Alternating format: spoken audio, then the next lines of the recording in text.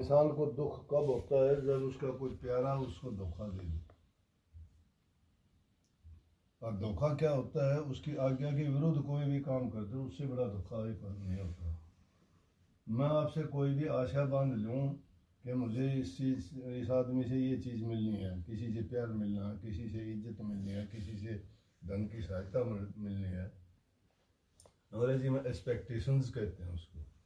हमने किसी से एक्सपेक्टेशन अगर कर ली ना और वो हमें नहीं मिलेगी, पूरी नहीं होगी, तो यूँ सोच लो कि हमने अपना सुसाइड वर्गा काम हो गया। उस इंसान का दुख ना हो, किसी ने कहेगा ना बताओगा, अंदर अंदर से खत्म हो जाएगा। सबसे बुरी बात यह है।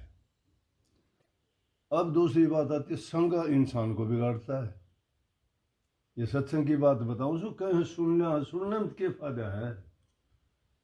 जो सुन लिया और सुन के उस पर अमल नहीं किया तो उसके लिए तो कुछ भी चीज़ को नहीं।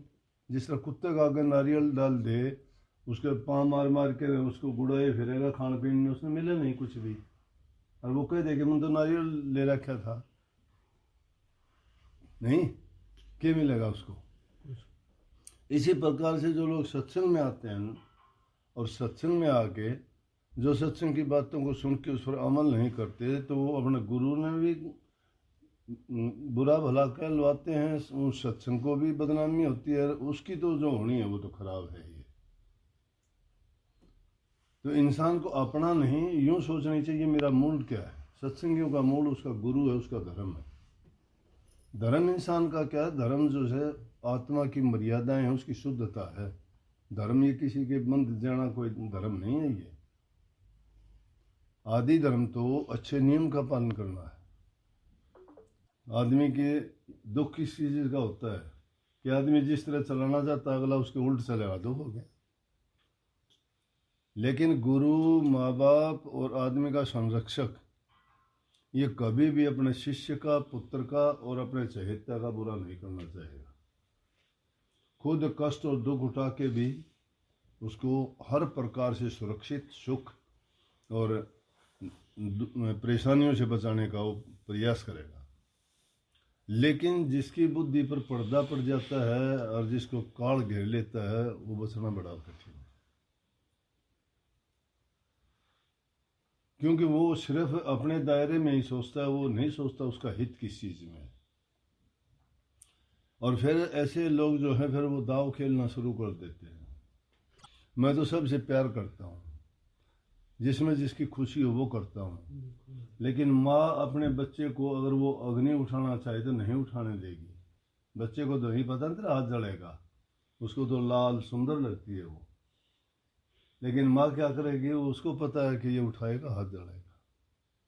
लेकिन बच्चा अगर जिद कर ले उसको उठाएगा तो कष्ट होगा ना। और शक्तियाँ भी जब नेक काम करता है इंसान तो ही काम करती है, नहीं कितनी भी शक्तियाँ हो, शक्तियाँ उसी को फिर वो ख़त्म कर देती हैं। शक्तियों का उपयोग और प्रयोग भी नेक काम में करना चाहिए, परोपकार में, परहित में, दूसरों के कल्याण के लिए अगर शक्तियों का प्रयोग किया जाए तो शक्तियाँ उसके साथ हैं। लेकिन अगर वो उन शक्तियों का दुरुपयोग शुरू कर देगा तो शक्तियाँ उसका साथ छोड़ देंगी। रावण की किसी शक्ति ने साथ दिया क्या? उसके भाइयों ने भी साथ छोड़ दिया। एक तो आदमी के बुरा कर्म करते हुए मारा जाए, एक नेक कर्म करते हुए मारा जाए। बुरा कर्म करते हुए मारा जाएगा वो नरक का भागी, और नेक कर्म करता हुआ इंसान अगर ख़त्म हो जाता है तो वो हर प्रकार से उसको मान सम्मान जाने के बाद भी मिलता है और उसको सदगति भी मिलती है। तो नेकी का तो ये फल है। अब अगर कोई कह दे मैं सत्संग सुनता हूँ, क्या सुनता है? एहसान करता है किसी पे। मैं एक बार जाने लगे लंदन एयरपोर्ट पे, हिथरो पे, एक सरदार जी सामने खड़ा हो गया आके, और इतना ही बोला बस। मैं इस तरफ जा रहा, वो इस सामने से आ रहा। बोले मैं आपका सत्संग रोज़ाना सुनता हूँ। अचानक उसने बात कही, मैं भी देखता रह गया, मैं क्या बात कही इसने। फिर मैंने सोचा कि इसने देख लिया कि मैं सुनता हूँ रोज़ाना टीवी पे। तो आप लोग भी रोज़ाना जो सत्संग सुनते हो और सत्संग सुन के अमल क्या किया? स्वामी जी महाराज ने इतना लंबा चौड़ा लिखा, इंसान को पहले कहते हैं कि अपने जीवन सत्र को तो सही करिए। जब कवि संतों ने सब ने माना कि पेट ना पई रोटियां सारी गल्ला खोटियां। जब इंसान के पेट में रोटी नहीं है तो ये बातें सारी की सारी मिथ्या है। झांझ मंजीरे तभी बजे, बने चून की लोई, साधो भूखा भगत न होई। कबीर साहब ने भी फेंक के मारी माड़ा। उनके कोई मेहमान आ गए, सत्संग का टाइम था, जब उन मेहमानों के लिए प्रसाद भी बनाने के लिए कुछ नहीं था, तो दुखी होकर उन्होंने कहा कि जब उस भक्ति से मुझे क्या मिला। बोले कि भूखे भजन न होए गोपाला, ये ले अपनी कंठी मारा पकड़। कहने का मतलब ये है, पहले इंसान को, क्योंकि हम जीवन है सब कुछ कर सकते हैं, स्वस्थ हैं सब कुछ कर सकते हैं। अगर शरीर तंदुरुस्त नहीं है, रोग बीमारी हमने लगा ली, कोई मदद नहीं करेगा। अगर तुम अपना काम खुद नहीं करते हो, दूसरा कोई कमा के तुम्हें नहीं देगा। भाग्य और किस्मत के सहारे बैठने वाले इंसान मूर्ख होते हैं। A man can do what a man has done. एक इंसान वो काम कर सकता है जो दूसरे इंसानों ने किया है। जिनके नाम ले लेके हम गीत गाते हैं वो हमारे जैसे इंसान थे, लेकिन उनके हौसले बुलंद थे, वो करना चाहते थे, वो निठल्ले बेकार नहीं थे, वो भाग्य और किस्मत का सहारा लेने वाले नहीं थे। तुम अगर कदम आगे बढ़ाते हो ना, प्रकृति तुम्हारे साथ देने के लिए तैयार खड़ी है।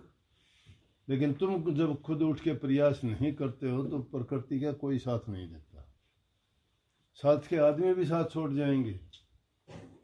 सपोज करो कुछ लोग अगर यहाँ से यात्रा पर चल पड़े, अगर तुम साथ चलते हो तो ठीक है, लेकिन तुम्हारे लिए कोई अपना टाइम बर्बाद नहीं करा, तुम रास्ते में बैठ के तो कहेंगे तो बैठा हम तो जाएंगे, छोड़ जाएंगे उसको।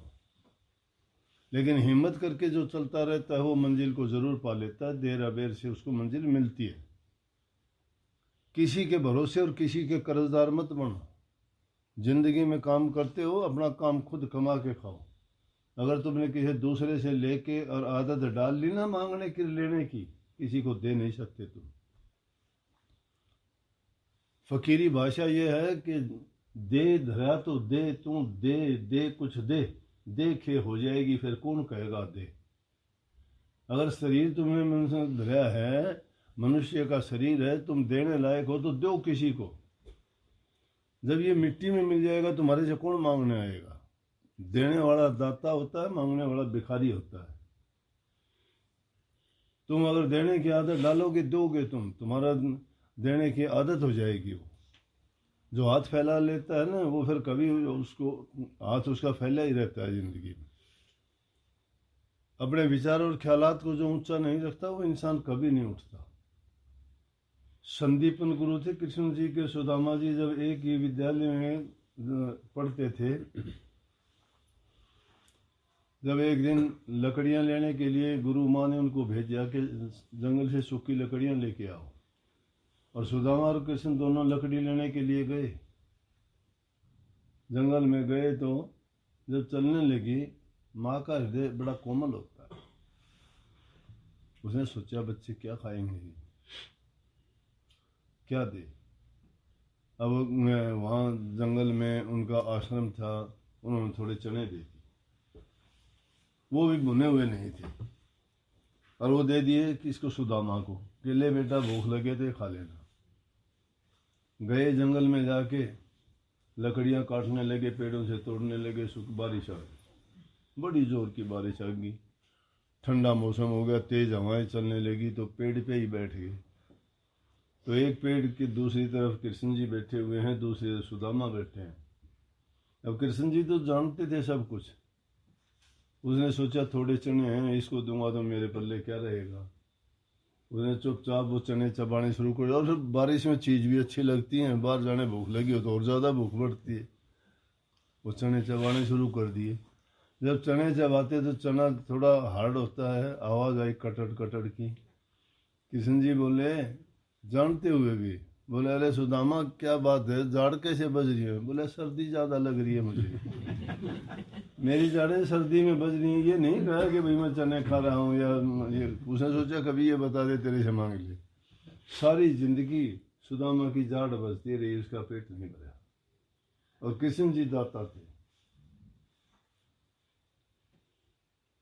कहने का मतलब ये है कि कभी भी ये ना सोचो कि भाई ये गलत मत बोलो, गलत ख्याल ना विचार करो। जो इंसान अपने ख्याल और विचार से गिर जाता है उसको उठाएगा कौन?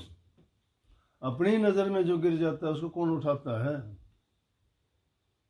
और जो नज़र से गिर जाता है वो उठता भी नहीं है।